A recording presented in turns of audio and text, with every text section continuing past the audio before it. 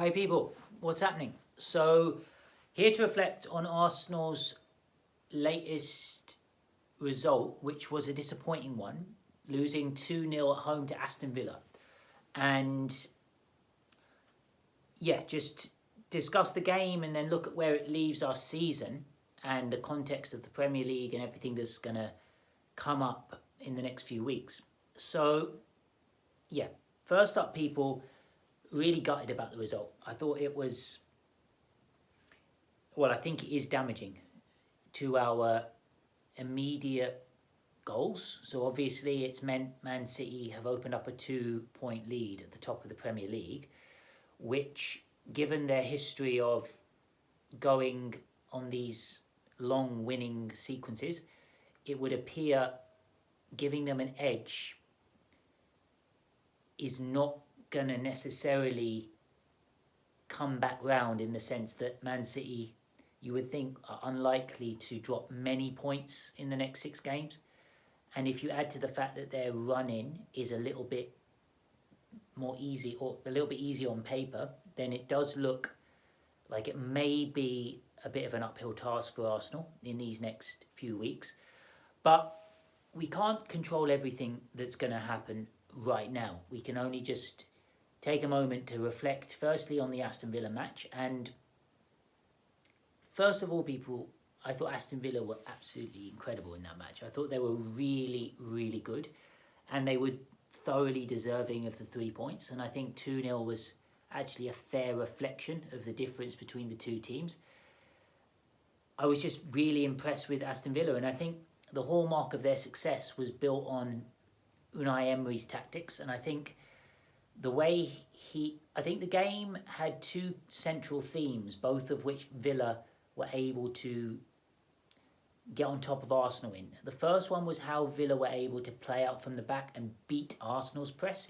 It seemed that although Arsenal, we were pressing Villa as they built up from Emi Martinez and the central defenders, Torres, Konsa, and also Carlos, we weren't really able to win the ball back off them, and they were actually quite comfortable in manoeuvring it away from our press and breaking our lines. And yeah, they were just able to beat our press and our territory high up the pitch and then create spaces in behind. So I think that was one theme that Villa definitely succeeded at and triumphed over Arsenal in that sense.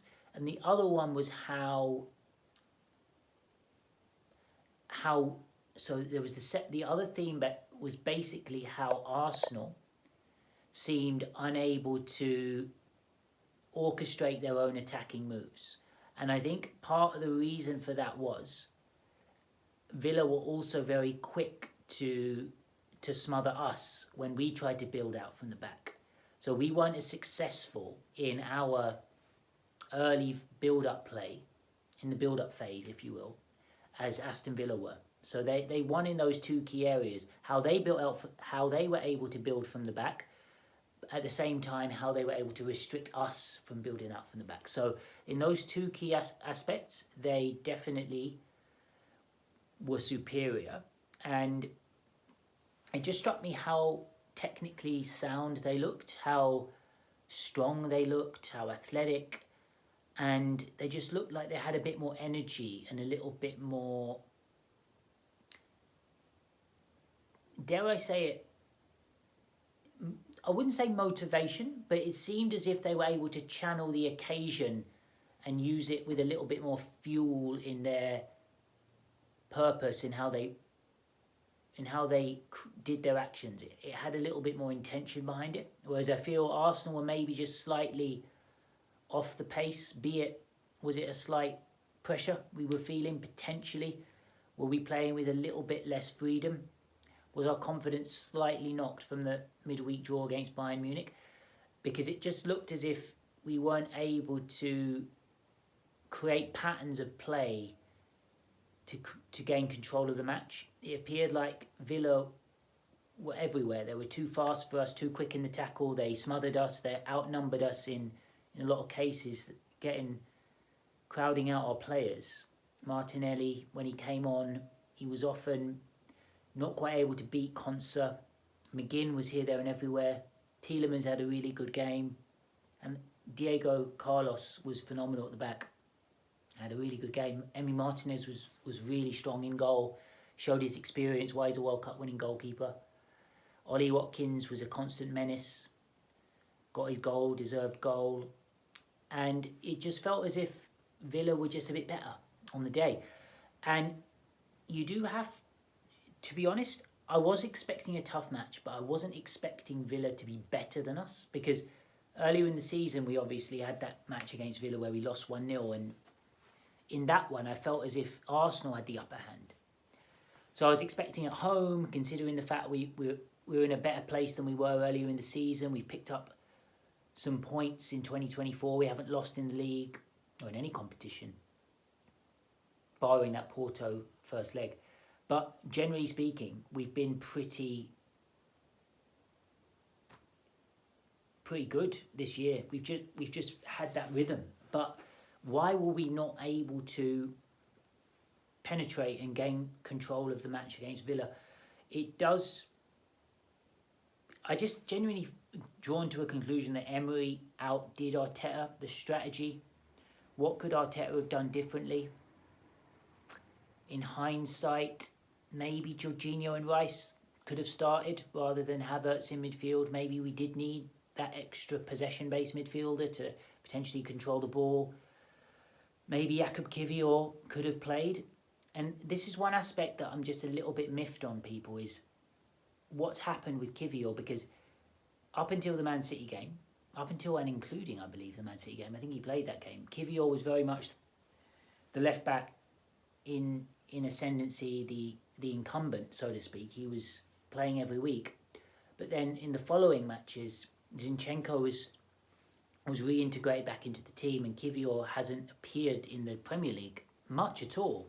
And then he started against Bayern Munich, so it just felt a little bit strange in the way that position has evolved for us in these last few weeks, because I was actually really happy with Kiwior, how he was doing. And sometimes in sport, if you've got a formula that's working, just tampering with it has risks attached. And I wonder if we would have been better served keeping the Kiwior option as the primary one, just in the Premier League. But look, I'm nitpicking, and it's probably inconsequential, because it may just have boiled down to whatever we would have done on the day. It may not have been good enough given the fact that Villa was so strong. So it's very easy to create these narratives that maybe don't even carry any water, because ultimately we are going to need Zinchenko, Tomiyasu. So the fact that Arteta has blooded them back in is only going to be positive. So where does it leave our season, people? So obviously we're 2 points off Manchester City, I believe now. Yeah, we're 2 points off Man City. We're in second place. And the run of fixtures we have, I feel, obviously it's easy to say, but I feel we do have to just focus on one game at a time. But I do feel like we need to win maybe all of our matches in the Premier League now. I felt like we needed to do that anyway. But now we've lost to Villa, there's no room for error, I don't think. So starts with Wolves away next week. One, I feel we can bounce back. I know Wolves are a good side, and having lost to Villa, it does give you that element of circumspection where you're just thinking, okay, this might not be as, I don't want to say straightforward, but yeah, maybe might not be as straightforward as maybe we thought before, given our run where we were winning 4-5, 6-0, 6-4-1 in a couple of games as well. I feel it's not that simple. That wave of dominance is not looking like it's going to translate in these last few games. So it looks like we're going to need to go there, respect these teams 100%. We can't be holding back. And yeah, but we need to beat Wolves. And then it's Chelsea. I'm talking about the league for a second, people. Then it's Chelsea, obviously, a few days after that. I feel those two games are must-win games. Of course they are. And then we hit that run where it's the two tough away games. So Tottenham away, Bournemouth at home, Man United away, Everton at home. So the two away games are obviously going to be key. And I feel as if we need to regather some momentum. And I think one way in which we can do that is by, hopefully beating Bayern Munich in this second leg. So if we were to, I like to spin the positive situation, people. And one optimistic side of me is saying the one benefit of losing to Villa and ceding the top position to Man City is that maybe there might be a thinking now in the group that, okay, now the Champions League needs to be the main priority. Let's say we'd beaten Villa. Maybe we'd approach this Bayern game in a different way, thinking we do have the Premier League to fall back on, so it's not the be-all and end-all. Now we go into that Champions League tie with Bayern Munich thinking, no, this is probably our most likely chance of winning a trophy this season. This has got to be the focus, this match. So it might have sharpened our focus and put the Bayern game up in our priority list, having lost to Villa. That's one positive we've got to look at in that sense. Because I think if we were to beat Bayern, it would give us that second wind and maybe that confidence to say, okay, we can start really believing again. We can re-establish our dominance in some of these Premier League games and putting up some numbers in terms of goals scored against the likes of Wolves and Chelsea. That's the hope, people. If we can really get past Bayern, get momentum for the league again, go into that Tottenham game off the back of some wins and maybe still being in the Champions League. And then we can maybe start to look at, maybe City might drop a couple of points here or there, because I still think City have got a couple of tough games, people. I think Fulham away is a tough game, because I just think Marco Silva's got a really good setup going there. I think he's a really top coach. And yes, they may have had a couple of strange results. I think they drew 3-3 with Sheffield United. But they've beaten Tottenham heavily this year. They've obviously taken 4 points from the 2 games with Arsenal. They were very much in the match against Man City the previous time they played, but a kind of questionable offside goal that was awarded to Man City sort of tilted the momentum in that one. So I do feel Fulham away is a tricky match for Man City. Brighton away, I don't think that's as tricky as Fulham away, but obviously Brighton are still a solid team. Then you've got, who else do Man City play? I don't know their fixtures completely, but I know those are 2. They've obviously got Tottenham away.